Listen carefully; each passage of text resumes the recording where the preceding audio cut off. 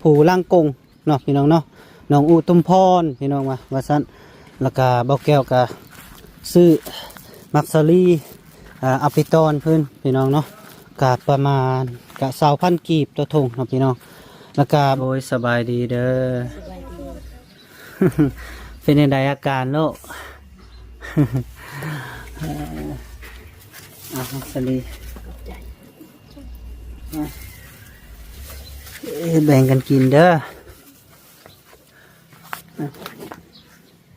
500,000กีบโดยเงินดังกล่าวนี่เจ้าเอาไว้เด้อกะเวลากะเจ้าก็ซื้อบักเพชรเป้งนัวอยู่ในครอบครัวและแล้วก็ส่งซื้อให้น้องแน่แล้วก็ซื้อนี่แหละที่เพิ่นว่ามักกินนี่อย่างนั้นก็ซื้อให้เพิ่นกินเด้อ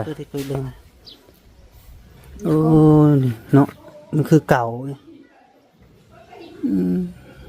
เด้อโอเคน้องอยู่ฝั่งไทยเราไม่ได้ออกชื่อออกเสียงดอกเลยขอบใจเรื่องดีๆมีแฮงเจ็บจะได้ความใครให้มีให้อายุมันมีสาธุ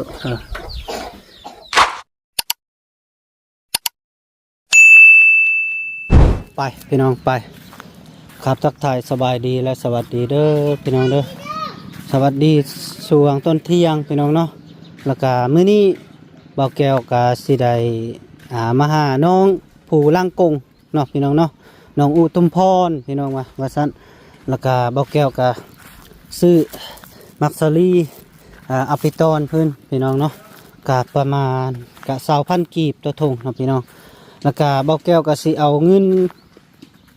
จำนวนที่ทางแม่ใจบุญใจดีเพิ่นพากมาแต่พังไทยกับประมาณ1,000กับรวมทั้งหมดเพิ่นพากมา2,000กับ400 บาทพี่น้องเนาะแต่ว่าภาคส่วนที่เพิ่นแบ่งเพิ่นให้เบาแก้ว1,000แล้วก็ให้น้องเพิ่นพอดี1,400เนาะพี่น้องเนาะแล้วก็ซื้อของอยู่ของกินมื้อนั้นอีกแล้วก็เบาแก้วสิลบเบิ่งว่ายังเหลือจักแสนเบาแก้วก็สิได้มอบให้น้องเลยเนาะพี่น้องเนาะไปพี่น้องเนาะน้องเพิ่นอยู่หรือบ่ยังบ่ฮู้เนาะพี่น้องเนาะก็เบาแก้วก็สิเข้าไปเลย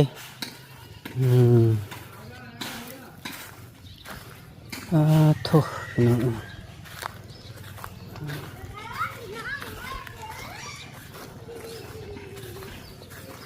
เพิ่นอยู่หรือบ่พี่น้องเอ้ยเนาะงานเพิ่นบ่อยู่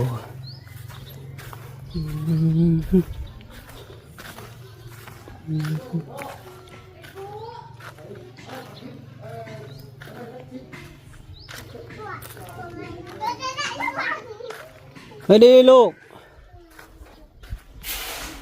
ใส่เอื้อยเจ้าลูกเอื้อยจะไปใส่ไปห้องเรียนโอ้แม่เพิ่นเด้แม่เพิ่นอยู่ในบ่ให้เพิ่นออกมาเนี่ยจากหน่อยหนึ่งนี่นะกันเฮ็ดหยังอ่ะนะโอ้พี่น้องน้องอุตุพรบ่อยู่พี่น้องนะไปห้องเรียนพี่น้องเอ้ยจักโมงเพิ่นเลิกลูกเพิ่นหากันไปนี่บ่โอ้ยโดยโ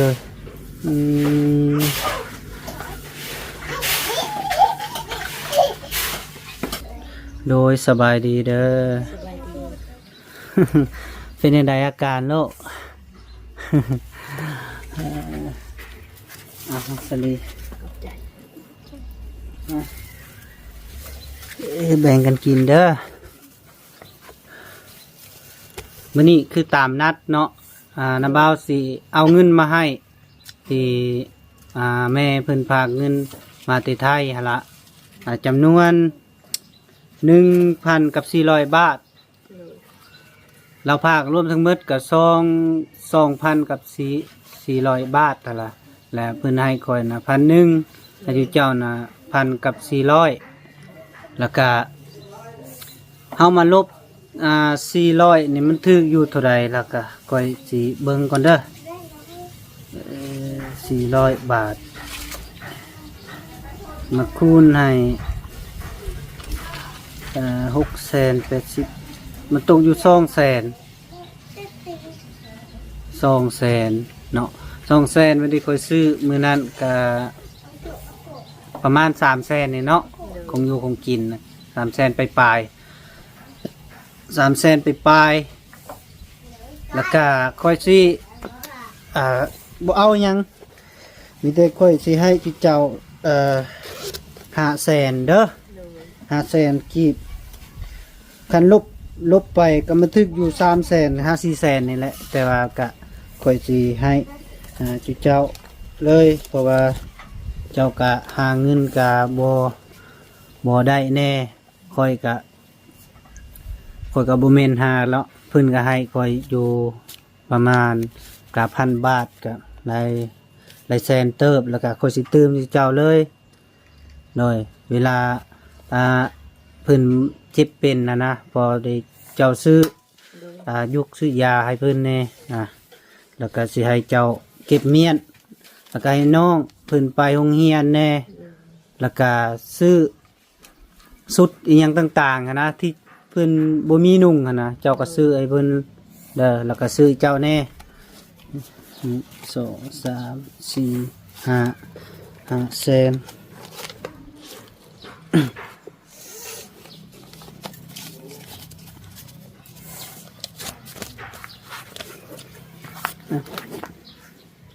500,000กีบโดยเงินดังกล่าวนี่เจ้าเอาไว้เด้อกะเวลากะเจ้าก็ซื้อมักเผ็ดเป้งนัวอยู่ในครอบครัวและแล้วก็ส่งเสื้อให้น้องแน่แล้วก็ซื้อมีแหละที่เพิ่นว่ามักกินมีหยังน่ะก็ซื้อให้เพิ่นกินเด้อเป็นไรโลกชื่ออยู่บ่ชื่อนะบ่ คือสิชื่ออยู่ดอกเพิ่นนั่นแหละไปทำอีททำออแล้วก็กับเอื่อยเพิ่นได้ลูกมาเบิ่งดูมาพอเบิ่งดูลูกเบิ่งนั่งลงก่อนโอ้ยเอาเปิดให้คุยเบิ่งมาโอ้นี่เนาะมันคือเก่าดูโอเค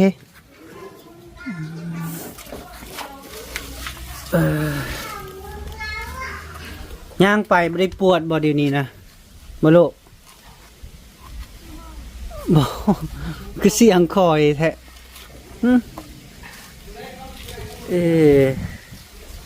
กินแล้วข้าวที่เจ้านะได้ย่างกินได้ปลาไปหาปลาซื้อเอา เนาะซื้ออยู่ใส่อยู่จะมาเลาะขายพูดเท่าใดก็เห็ดพูด10,000ปากกระบอกบ่ลาบเนาะคักได้ปากกระบอกเนาะเฮาน้ำเบาได้มักได้กินลาบนะหยับลงอีกโอเคผมจะเนาะโอเคเมื่อยบ่แดด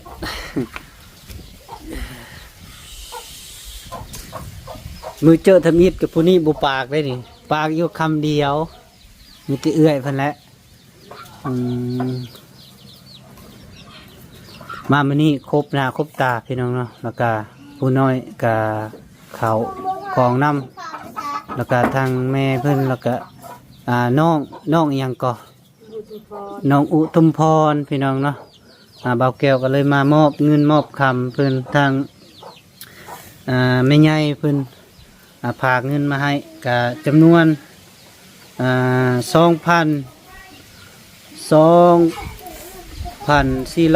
บัดนี้เพิ่นให้บ่าวแก้ว1,000แล้วก็ยัง1,000กับ400ให้เพิ่นเจ้าอวยพรเพิ่นแน่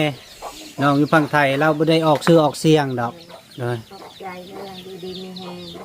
ง เจ็บจะได้ความใครให้มีให้อายุมันมี โดยสาธุ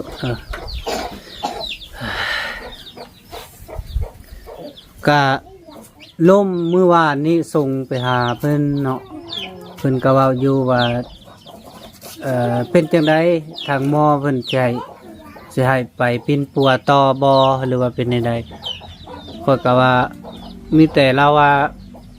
น้องนี่เป็นมาแต่กำเนิดแล้วก็บ่ฮู้ว่าสิไปปัวอยู่ไสย่านไปปัวแล้วมันบ่ปกติหั่นน่ะย่านมันเป็นจังซี่จังซั่นนั่นล่ะมันอีต้นน้องหั่นน่ะก็เลยว่าคันจังซั่นละเศร้าซะเพิ่นว่านะมีแต่ท่าเบิ่งคันว่าจะเป็นเอ็นอุ่นหรือว่าไปมาบ่ได้แล้วก็เฮาจึงว่ากันนั่นน่ะตัวนั้นแล้วก็จะไปโรงหมอเฮาก็บ่ได้ปะได้ทิ่มดอกก็คือเก่าหั่นแหละเฮาก็เบิ่งนำ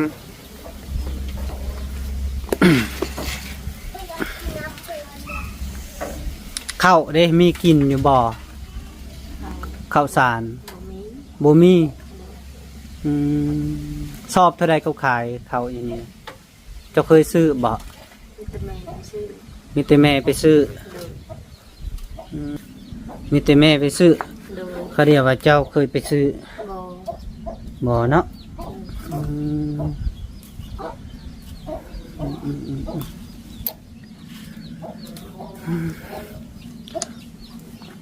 กะว่าคือซีเมนสอบ 3-4 แสนเนี่ยประมาณนั้นเนาะกับข้าวเจ้าอยู่ดงหินตัวใดวะกะแพงเติบได้ข้าวน้ำนี่กะมันถ้าว่าข้าวน้ำเนี่ยบ่มีกะเงินที่ดังกล่าวเจ้าก็ซื้อข้าวจากสอบหนึ่งก็ได้ โดย โดยแล้วก็เจ้าซื้อสอบหนึ่งพากันกินนะคันว่าบ่พอแล้วก็บ่ว่ากันนะ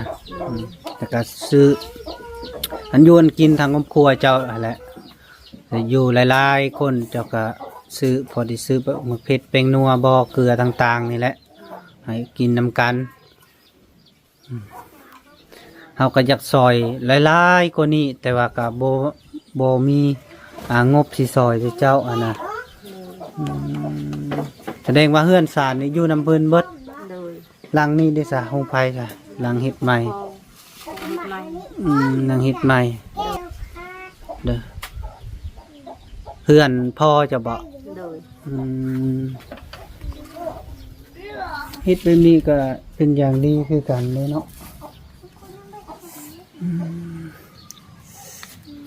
เศร้าแล้วเนาะไปตัดอ้อยอหย่างเนาะบ่มีและบ่อนไผ่เนาะคันสมมุติว่าค่อยเมื่อดงเห็นแล้วค่อยสิถามแถวห้านเขาว่าฮับคนมาทำงานซอยบ่กันเขาว่าฮับแหละประมาณเดือนหนึง2 ล้าน 3 ล้านเจ้าสิอยู่บ่เจ้าสิเฮ็ดบ่ โดยบ่เป็นหนังสือ บ่เกี่ยวดอกก็เป็นหนังสือนะก็ในเงินนะเจ้าฮู้แล้วก็แล้วเฮาก็เฮ็ดตามเพิ่นนะสมมุติเป็นเสิร์ฟบ่อหยังต่างๆนี่นะขายข้าวเปียกอหยังเจ้ามีแต่ไปเลาะเสิร์ฟซื่อๆนะคันเพิ่นสิไปถามคันเพิ่นว่าโอเคว่าคันนั้นก็เอามาแล้วก็เฮาก็สิให้คำตอบให้เจ้าเด้อ โดย มีแต่รอถาก่อน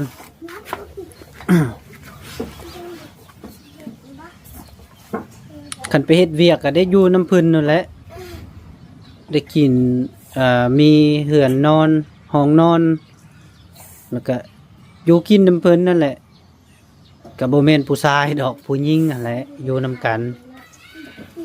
เพิ่นก็มีห้องให้เสาให้นอนนะ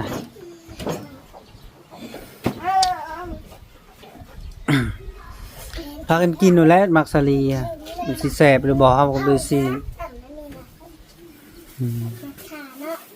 ได้ยายน้องๆเพิ่นกินนำผู้นั้นเนาะลูกชายเจ้าเนาะ มีลูก3 คนพี่น้องเอ้ยอายุเท่าใดก็27บ่ 27 ปี โดย เป็นใดๆผัวน่ะบ่มีข่าวเลยบ่ บ่ อืมอืมบ่กินตัวฮะให้เป็นนั้นเลยเป็นผักให้เพิ่นเอ้ากินลูกเห็นบ่ก็เฮงฮู้สภาพนี่ไหนเต้บักหลามากินนะแม่ยายให้น้องๆเพิ่นกินน้ำ มื้อนี้บ่มีหยังอะนะเอามาผากมีแต่มักสลีหั่นแหละข้อยกับพร้าวแน่เอาผักกาดจาดมาส่งให้พ่อเฒ่าข้อยสั่งเขามาส่งนับแต่เช้าพุ่นแหละมื้ออื่นก็มีพอสร้างเพิ่นมาตอกมานะฮะนะ โดย เอาตัวเก่าออกตัวใหม่ใส่แล้วก็สังกะสีจักที่แม่นถ้าเฮาสิได้เอาออกบ่หรือว่าเป็นจังไดก็เบิ่งก่อนคือว่าสังกะสีก็เพแหละอ้ายปั้นให้เอื้อยเด้อหักให้เอื้อยกินนำเด้อ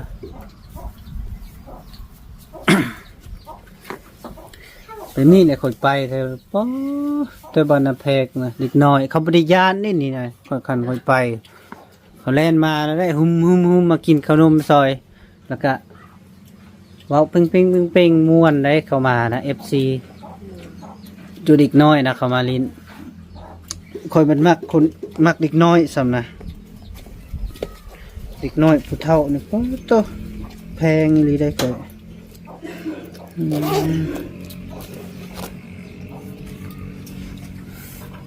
กินโลกกินอยากนอนบ่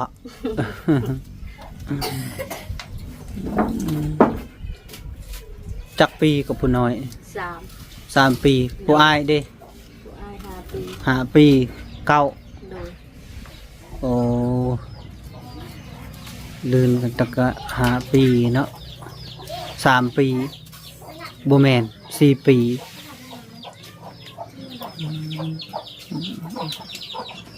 เพิ่นจังไดเจ้าบ่ได้ถามเลยบ่ผัวเจ้านะ ไม่ได้ท ไปติดนแล้วบ่ ำได้3 เดือน 4 เดือนเลย เอออยู่คุ้มคังเลยอยู่หลักหก รักษา6อีสิโน หลักสหกอืม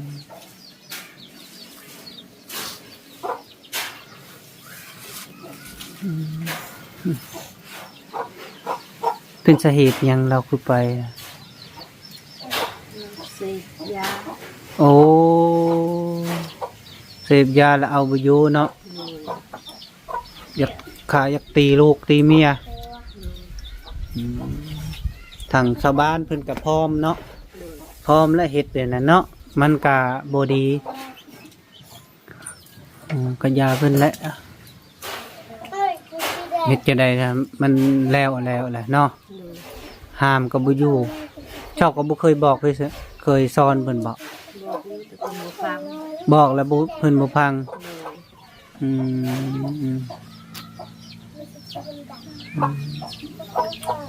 พ่อแม่ไอ้เอื้อยอ้ายพี่น้องแล้วก็บอกคือกันบ่ โดย เราอายุจักปี 46 46 ปีเจ้า27 โดย เลยข้าว่าเพื้นสิได้ออกอยู่บ่หรือว่าเป็นยังไง บ่ฮู้ บ่ฮู้เนาะ โดย เลยยาเพิ่นแหละคันนั้นก็มีแต่เจ้าเบิ่งแยงลูกเด้อ โดย นี่ยังก็สู้ๆอ่ะแหละก็บ่เป็นหยังก็หลายคนอยู่เป็นจังซี่อะนะแต่บ่แม่นเจ้าผู้เดียวดอกหลายคนก็เห็นนะคือแถวบ้านนั่นลอกนั่นไรคนจิจ้อยเอาเมียตุ้ยๆ ฮะ มายังคือบ่มีคนมา เออผู้นั้นได้เห็ดเดี๋ยวมาเฮาใส่คอยพี่เอาไม่เท่ามาที่ไซอะนะ เป็นเพน โอ้ยแม่นยังอะนะไม่เท่า มาตั้งแต่ดงเห็น มาแต่ดงเห็นได้ยังมาผากมาตอน อยากเข่าได้นี่ เออ แต่กระดูก ได้แต่กระดูกสบายดีเด้อโดย เฮ้ มาแต่ดงเห็น นั่นเด้อคอยก็สิมาป่าเด้อจ้าเด้อขอบคุณใจหลายเด้อตั้งใจสู้ๆเด้อหลายเด้อไปโรงเรียนโดยสู้ๆโอเคไปผมพี่น้องเอ้ยก็เบาแก้วก็เอาเงินมาให้น้องเพิ่นแล้วก็ทั้งแม่น้องเพิ่นน้องพี่น้องปู่ล่างกงหั่นล่ะพี่น้องเนาะแล้วก็น้องอุทุมพรพี่น้องเนาะถึกอยู่แต่ว่าบ่แก้วเอาให้500,000เลยพี่น้องเนาะกะอีตนสงสารน้องเพิ่นเนาะพี่น้องเนาะกับแม่เพิ่นกะบ่มีทางหาเงินนะก็เลยเอาเงิน500,000ปกติมันถึกอยู่อยู่ถึกอยู่400,000หรือว่า300,000นี่แหละพี่น้องเนาะเอาขออยู่ดีมีแฮงเด้อพ่อแม่พี่น้องเด้อขออยู่ดีมีแฮงสุขภาพแข็งแรงอย่าเจ็บอย่าจนเด้อพี่น้องเด้อขอขอบใจหลาย